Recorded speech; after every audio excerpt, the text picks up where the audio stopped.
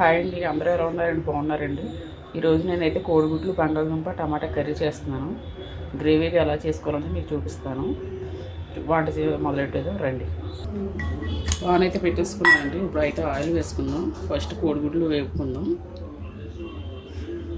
కొంతమందికి ఇష్టం ఉండదు ఎగ్స్ వేపుకోరు. వేపుకుంటే చాలా టేస్టీగా ఉంటుందండి కూర. మీరు కూడా ఎవరైనా ట్రై చేయకపోతే ఒకసారి ట్రై చేయండి. ఆయిల్ అయితే వేడెక్కాలి. ఇప్పుడు కొంచెం పసుపు వేసుకుందామండి. ఎగ్స్ వేపుకుంటాం కదా, ఇంట్లో కొంచెం పసుపు వేసి వేపుకోవాలి.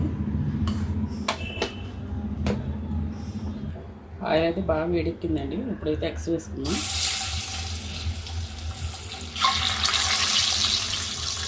ఘాట్లు పెట్టుకోండి ఎగ్స్, లేదంటే ఒక్కొక్కసారి పేలుతాయి.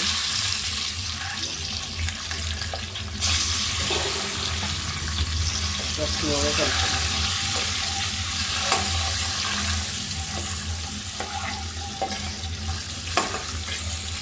ఎగ్స్ వేపుకుంటానే కూర చాలా టేస్ట్ వస్తుంది. ఒకసారి ఎవరైనా ట్రై చేయండి. ఇలా ఎగ్స్ ఘాట్లు పెట్టుకుంటే కూర అంటే ఉప్పు కారం అన్నీ లోపలికి బాగా పడతాయి. అందులో ఒకసారి ఆయిల్లో వేగిన పేలే ప్రమాదం ఉందండి. పేలకుండా కూడా ఉంటాయి మనకి. తీసేసుకున్నామండి వేగిపోయిన ఎగ్స్. బాగా వేపుకున్నా కూడా బాగోదు. లైట్గా వేసుకుంటే సరిపోతుంది, ఎక్కువగా వేసుకోవద్దు. తొక్క దలసరైనా కూడా గుడ్డ అన్నది గట్టిపడిపోతుంది. నేను వేపుకుంటే సరిపోతుంది. ఇప్పుడైతే మళ్ళీ కొంచెం ఆయిల్ వేసుకుందామండి. ఇందాక కొంచెం వేసుకున్నాం వేపడానికి. రసంలోకి ఈ కూర చాలా బాగుంటుంది, టేస్ట్గా ఉంటుంది. అలాగే కొంచెం పసుపు కూడా వేసుకున్నాం. ఇందాక కొంచెమే వేసుకున్నాను నేను. ఆనియన్స్ వేసేసుకున్నాం.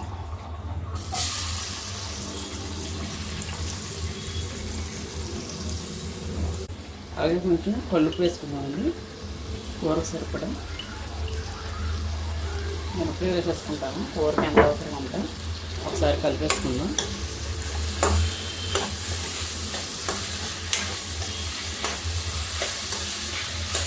చపాతీలకు కూడా బాగుంటుందండి కూర.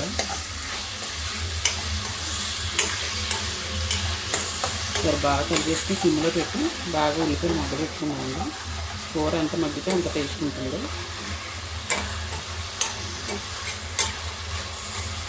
గ్రేవీ అన్నది చాలా అవసరం ఇగురు కూరలకి. ఎందుకంటే రసంతో తింటాం కాబట్టి గ్రేవీ అన్నది ఎక్కువగానే ఉండాలి. ఇప్పుడైతే మూత పెట్టేసుకున్నామండి. సరే మూత పెట్టేసుకున్నాం, సిమ్లో పెట్టుకుని మగ్గ పెట్టుకున్నాం. అలాగే కొంచెం కరివేపాకు కూడా వేసుకున్నామండి. మీకు తెలుసు కదా, నేను ప్రతి కూరలో వేసుకుంటాను. కొంచెం వేసుకున్నాను, ఎక్కువ అవసరం లేదు. ఒకసారి కలిపేసుకుందాం. మీరు ట్రై చేయండి. అలాగా చాలా టేస్ట్గా ఉంటుంది కూర. కరివేపాకు హెల్త్ మంచిదే కాబట్టి మనం అన్నిట్లో వేసుకున్న ఏం తప్పులేదు. ఒకసారి మగ్గ పెట్టేసుకున్నాము. సిమ్లో పెట్టి మగ్గ పెట్టుకుందాం. ఒకసారి చూసుకున్నామండి. ఒకసారి బాగా కలిపేసుకుందాం. ఇప్పుడైతే టమాటాలు వేసేసుకుందాం. ఆనియన్స్ బాగా వేసినాయి.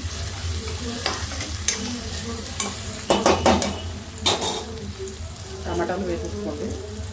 ఎందుకంటే మనం కోడిగుడ్లు బంగాళదుంప కాబట్టి తీపి అన్నది రాకుండా ఒకటి లేదా 2 టమాటాలు వేసుకుంటే తీపి రాదు, లేదంటే స్వీట్నెస్ వచ్చేది కూర బాగోదు. సరే బాగా కలిపేసుకోండి. టమాటాలు కూడా సాఫ్ట్ అవ్వాలి. సరే సిమ్లో పెట్టి మూత పెట్టేసుకుందాం. మగ్గుతూ ఉంటాయి.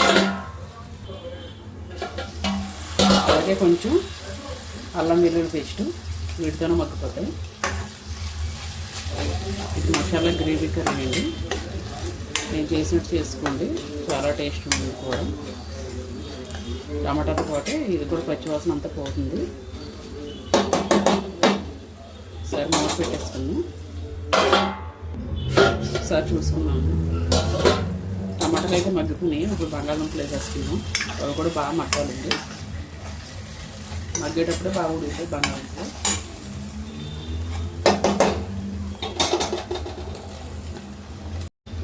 సరే కలిపేసుకున్నాం. ఇప్పుడు బాగా మగ్గిపోవాలి.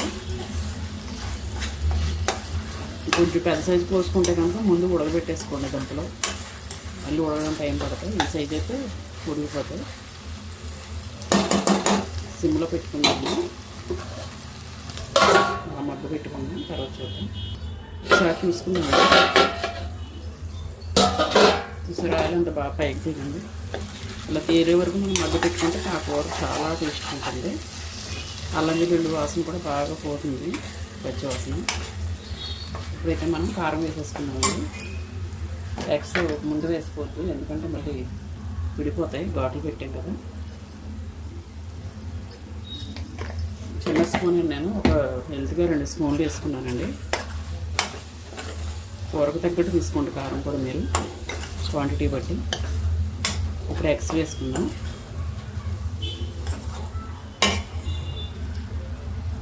సరే ఇలా బాయిల్ చేసుకుని బాగా వేపుకుంటే ఇలా అవుతాయి. మీరు కూడా ట్రై చేయండి, బాగుంటుంది టేస్ట్ కూర.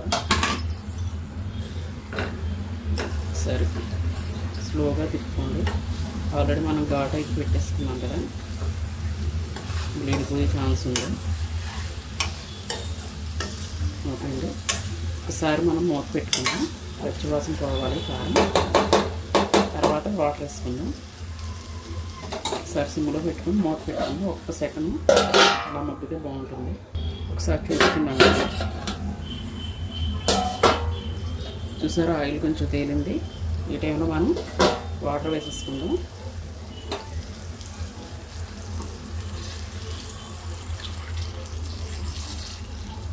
బంగాళదుంప ఉడకాలి కదా, దాన్ని బట్టి వేసుకోండి. ఉడకబెట్టేసి ఉంటే ముందే బంగాళదుంపలో వాటర్ ఎక్కువ అవసరం లేదు. నేను ముందు ఉడకబెట్టుకోలేదు కాబట్టి కొంచెం వాటర్ ఎక్కువ వేసుకుంటున్నాను. బాగా ఉడకాలి దుంప అన్నది. ఇంతకన్నా పెద్ద సైజు కోసుకుంటే కంపల్సరీ మీరు ఉడకబెట్టుకొని వేసుకోండి, ఇది టైం పట్టేస్తుంది కూర. కింద నుండి ఒకసారి కలుపుకుందాం. కలుపుకున్నప్పుడు చాలా జాగ్రత్త కలుపుకోండి. ఎగ్స్ మనం ఘాట్లు పెట్టాం కదా, మళ్ళీ విడిపోతాయి. గరిటె మధ్యలోకి వెళ్ళిందంటే కనుక మొక్క విడిపోతుంది. ఈ వాటర్ అయితే సరిపోతుందండి. ఫస్ట్ మనం హై మీడియం పెట్టుకుందాం, తర్వాత కొంచెం మీడియంలో పెట్టుకుని వండుకుంటే సరిపోతుంది. ఒకసారి మూత పెట్టేసుకోండి, తర్వాత చూద్దాం. ఒకసారి చూసుకుందామండి. ఒకసారి ఎంత బాగా ఉడుకుందో ఒకసారి కట్టేసుకుందాం. బంగాళదుంప బాగా ఉడికిపోవాలండి. ఉడికిన తర్వాత అప్పుడు లాస్ట్లో వచ్చేసుకుందాం. కింద నుండి ఇలా కలుపుకోండి, ఎప్పుడు కలుపుకునే కూర. ఇలా ఘాట్లు పెట్టుకుంటే చక్కగా ఉప్పు కారాలు వెళ్తాయి కూరలోకి. ఈ స్టేజ్లో మీరు ఉప్పు అన్నది చూసుకోండి. నేనైతే ఇంక చూసుకోను, మామూలుగా వచ్చేంత వేసుకున్నాను, అదే అలవాటు నాకు, సరిపోతుంది నాకు. ఒకసారి మళ్ళీ మూత పెట్టేసుకున్నాం. ఒకసారి చూసుకున్నాం అండి. ఒకసారి కూర కలిపేసుకున్నాం కింద.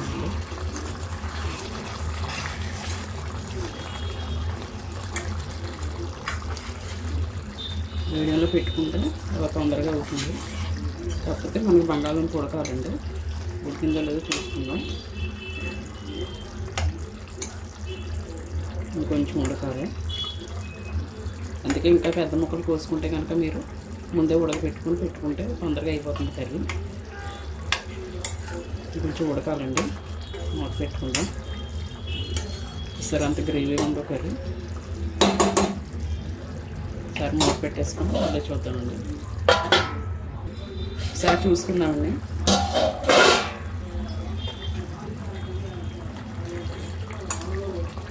ఇప్పుడు కొంచెం మనం మీ దగ్గర ఏమైనా గరం మసాలా ఉంటే వేసుకోండి, లేదంటే చికెన్ మసాలా కూడా వేసుకోవచ్చు. గ్రేవీ అనేది ఇంకా చిక్కగా వస్తుంది. దుంప అయితే బాగా ఉడికిపోయింది. ఇప్పుడైతే మసాలా వేసేసుకుందామండి. మీ దగ్గర ఏది ఉంటే వేసుకోండి మసాలా.